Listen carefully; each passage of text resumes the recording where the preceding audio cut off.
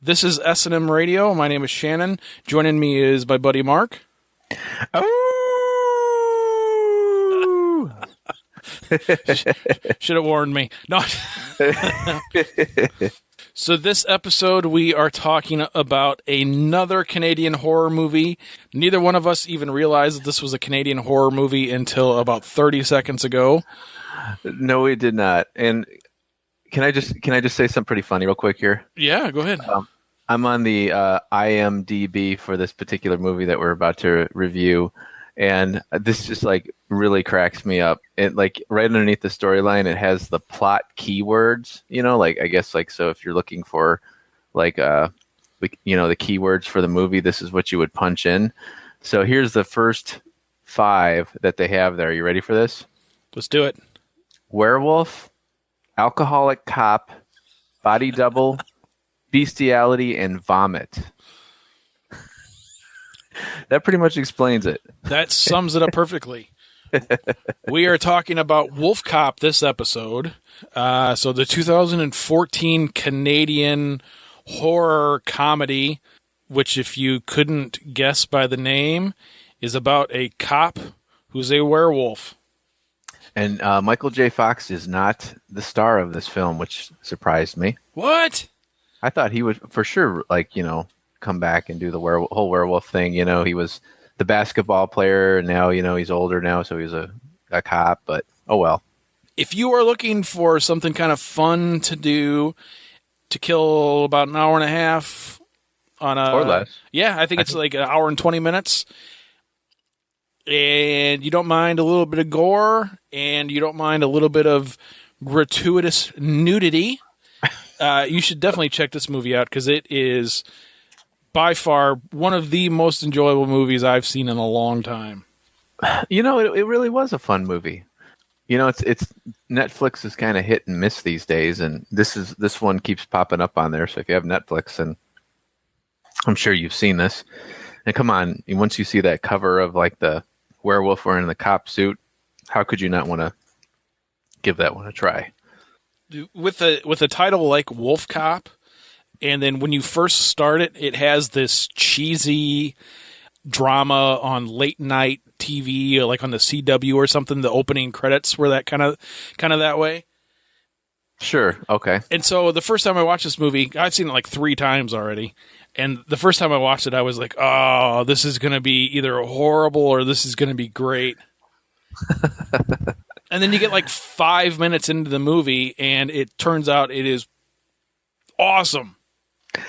It actually is pretty cool, I mean, the werewolf genre, that was one of you and I's favorite growing up as kids. I mean, we had the, An American Werewolf in London, The Howling, Stephen King's Silver Bullet. So this was kind of cool to go back to that era, because there really haven't been any werewolf movies in a while, and this one being kind of a full-on horror comedy, and they kind of just have everything in it. So kind of exploitive, but it was fun. Yeah, I'll definitely say it was a fun movie. If you haven't already figured it out when we were just talking a couple of minutes ago with the keywords for the IMDb page, this movie basically is about an alcoholic cop who turns into a werewolf, and then kind of sort of along the same lines of Teen Wolf, he uses his werewolf powers for good rather than evil. So once he figures out that he's a badass, he becomes a badass wolf cop. Yeah, that's funny, because like it takes a long time to get to that, and I actually kind of totally forgot. I kind of had the idea that they were going to go that way, just the name of the movie and the cover art and all that, where they have him dressed as a police officer. But it takes a long time before he gets to that point where he's a werewolf and he's going to go fight crime. After that transformation in the jail cell, and then he goes out to the first thing he goes to is there's a couple of thugs, and they're like breaking into a liquor store, and he goes and takes care of them. And actually that actually kind of reminded me. It kind of had like it kind of reminded me of RoboCop. I know that's sort of a strange comparison, but like with RoboCop, it was, this whole buildup of the guy turning into the machine, and then finally they like let him loose and he goes out and fights crime. And that's kind of like how this movie went. Spoiler alert, we're going to wreck this entire movie. The movie's not very long, and there's a lot that happened in the movie, but it was pretty fast-paced for the most part, even though, like you said, I mean, it took like a good half of the movie or 3/4 of the movie for him to finally figure out that he's a badass cop.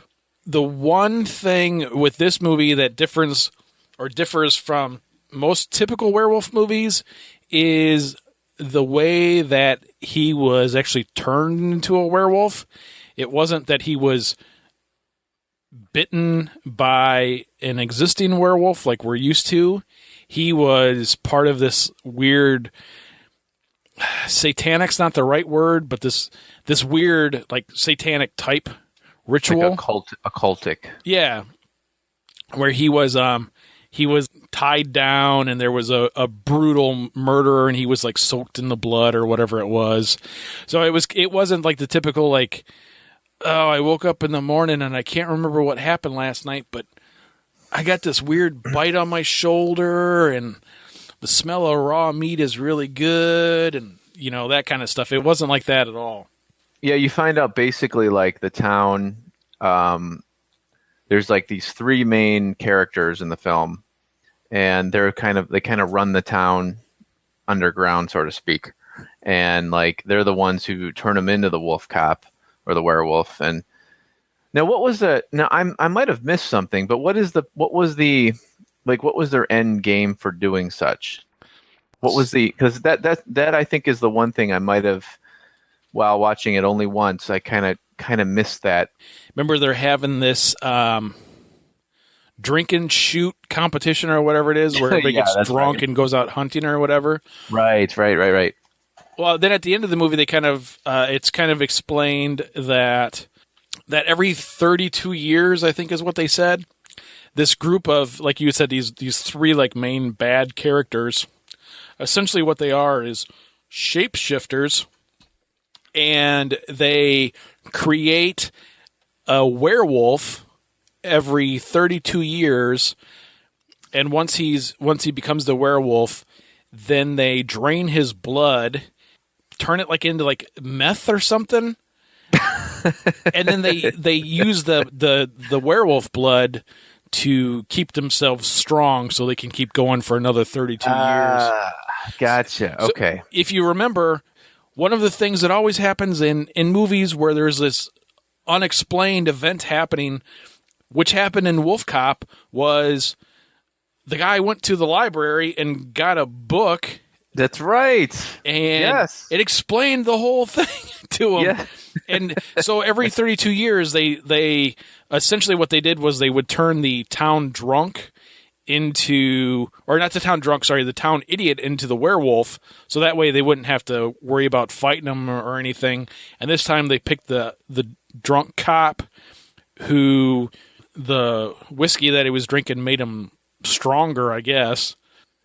So, I mean, it's a bit of a stretch, but it made for a very, very entertaining movie.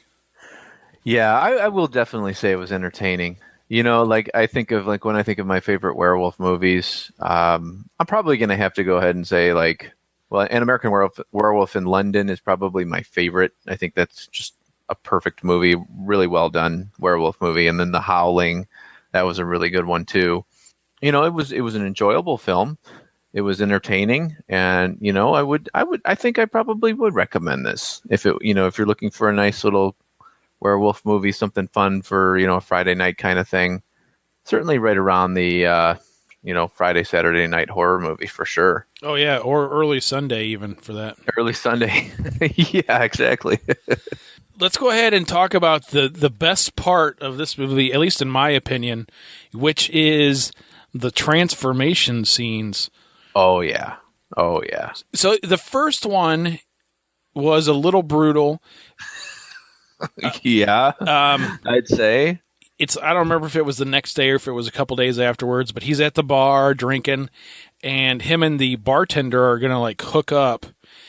He goes down to the bathroom. It's pretty graphic because he's like standing there like trying to take a leak, and they do show his wiener.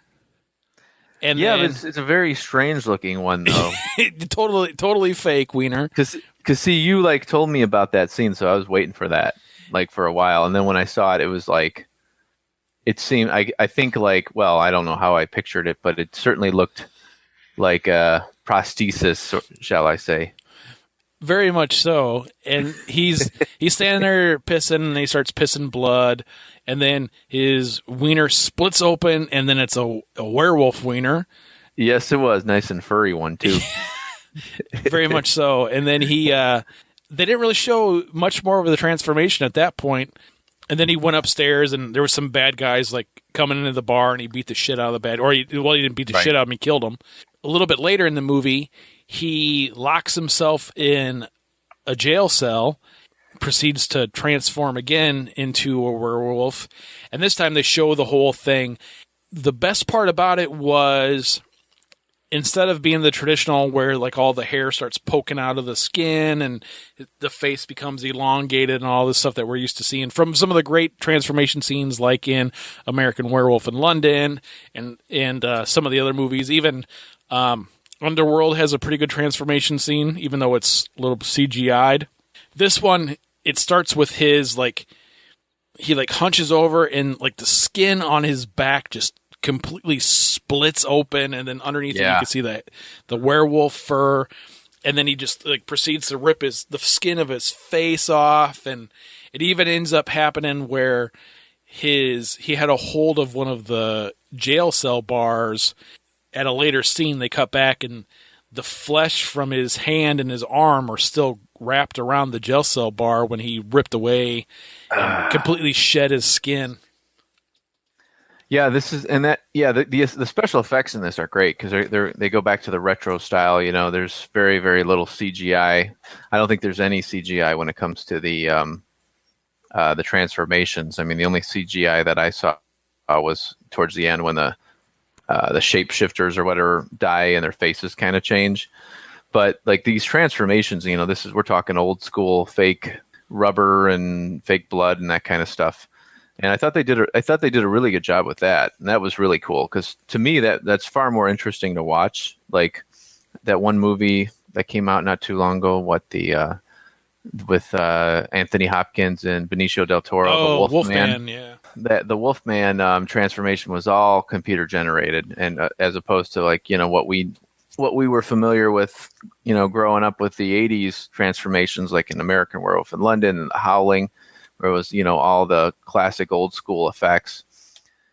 But yeah, this one they also had the transformation very similar to that movie Trick or Treat with where the kind of the wolf is underneath the skin, which is sort of a different take on it, which I think is kind of neat. Where the old school way of old school in terms of like the 80s with the Werewolf in London and The Howling, it was all kind of like the werewolf kind of started to grow out of the person, but then Trick or Treat kind of had this thing where it was like the werewolf was underneath and like the skin kind of peeled off and there was the hairy animal was underneath, and that's kind of what this did. So that was cool. It was, very cool special effects. So I like that. I wasn't expecting anything going into it. I heard a little bit about it. Any of you guys out there ever saw the movie Hobo with a Shotgun? Kind of along the same lines of that. It's one of those movies that it's got a little bit of a reputation. It's nothing to take too serious. I mean, it's just a fun movie to watch. You sit down Friday or Saturday night.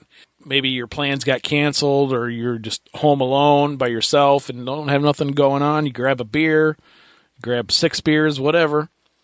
Oh, yeah. Flip it on and enjoy the hell out of it. And it's a movie, too, to where you could watch this movie. And honestly, I mean, I've seen it, like I said, 3 or 4 times within the past couple of months because it is enjoyable. And it's one of those things, too, where every time you watch it, you pick up a little bit something different. Like, oh, I didn't catch that before. I didn't catch that before. Even though there's not like a lot of Easter eggs in it. But it's a good movie. I really liked it. The one thing with this movie that I'm not going to say that I enjoyed. I'm not sure if it's ever been in any other werewolf movie, is the sex scene that happened in the jail cell. Yeah. Between the bartender Jessica or whatever her name was, who was one of the bad people, and Wolfcop, they did have like this like full blown out like romantic sex scene where he was the werewolf and she was a human. I don't know if that's ever been done in a werewolf movie before. Not like that, it hasn't. I think the closest would have been the one in American Werewolf in London with him and the nurse. And they play the like an old song. But actually, the Wolf Cop scene to me was like, man, that was like straight out of like the 1980s. I mean, I don't like with the song. Yeah. And the slow motion or the slow. Yeah. Oh my gosh. It was midnight like, on Cinemax. Yeah. Yeah, exactly. It was completely and totally that classic 80s vibe. I think that's what they were totally going for with that whole scene, where you have the slow motions, the close-ups, and all of that stuff. And it's too bad that we did get a werewolf wiener out of this movie, but we did not get any werewolf boobies out of this movie. No, we didn't. Well, and since we're spoiling everything, let's spoil the big one. At the end of the movie, the very first thing you see is they say that Wolf Cop 2 is coming in 2015. So hope that means now. So maybe that is what we will be expecting to see in the second one. Probably not, because she got killed. Oh, that's right. Well, it could be another person. Yeah, maybe. Yeah. Maybe the other cop. Wolf Cop, though, great movie. It was. So where would you put it what's your list of favorite werewolf movies? Like your top, I don't know, say top 3. American Werewolf in London, for sure. And then The Howling is pretty good. I haven't seen The Howling for a long time, so I'm not sure how that one still holds up. Yeah, I think that one's I think it holds up pretty well. That's a great one. And then I was trying to think too, I thought this movie was great, but I don't know if so there was The Wolfman, like we talked about, which was horrible.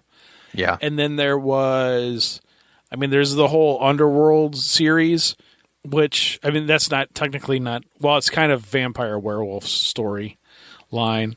Those are okay for what they are. Those, I don't really consider those a horror movie. I don't even consider those really vampire or werewolf movies. I just consider those flat out action movies. Yeah.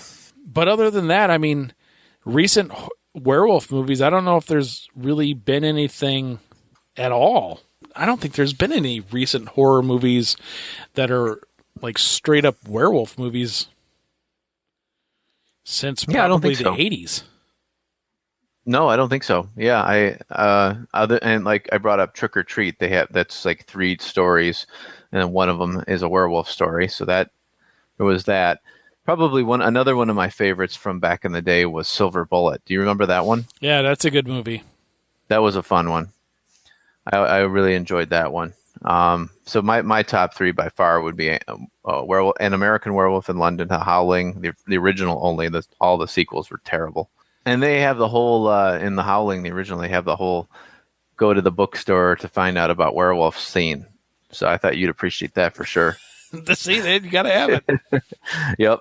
Yeah, they go to this old bookstore, and then the guy there gets them a couple of books about werewolves and the occult and all that stuff. So, yep, it's all there. So here's a thing that I always wonder about. The more I think about it now, with that. So if you really went to the library, do you think that they have in the reference section any books at all about lichens or werewolves or anything? They very well may be. I don't know. Or vampires or anything like, well, I'm sure I would imagine they probably do about like rituals and cult stuff, but they have that. They do have Bigfoot and they do have aliens. So I would assume, well, maybe, you'd have to go to a very special library to get the werewolf book, probably. Oh, you couldn't be like in a regular horror movie where they just go to the public library that's down the street? Well, see, like I've gone to the library a few times in the last couple of years to get books on aliens and stuff like that. And they do have that section. I don't recall seeing werewolves though, but you could probably go, well, Probably like a bookstore maybe, or something like, that's a little bit more elaborate. And of course, I'm sure if you went to Amazon, you could find. I was going to say like the weird bookstore that for whatever reason is still open. Oh even yeah, though nobody ever goes to it, and it's like you have the entrance is like down an alley way, and it's some old like Chinese guy running it, and you got to walk in, and yep, you gotta ask the right question, otherwise he's not gonna even talk to you. We both give Wolfcop a giant thumbs up, or maybe one giant thumbs up and one medium-sized thumbs up. Yeah, I'm going to say that. I'll say medium-sized thumbs up. Like my thumb is pretty much up. I guess I'm going to have to watch it a couple more times. I'm trying to think of why would I say it wasn't? The only thing with the movie that I would say was against it was the whole backstory piece, this whole, which ended up being revealed as like almost aliens or something. Oh yeah, right. The reptilians, yeah, doing this whole shape-shifting thing. That whole storyline was a little weird, but otherwise, I thought it was pretty good. I did too. I think it there could have been a little bit more comedy in it, a little bit more parts where you laugh out loud, kind of stuff, just based on like the premise and everything. Because obviously they weren't going for straight up horror. So next episode, we're gonna do another, I guess we're going to call them anthology episodes, and we are going to talk about this old crabby guy. His name is John Carpenter. Oh, the genius John Carpenter. Yes. Oh, man. And I think I cannot wait for that. We may or may not have a debate about the term genius when we get to the next episode. Next episode, John Carpenter. Awesome.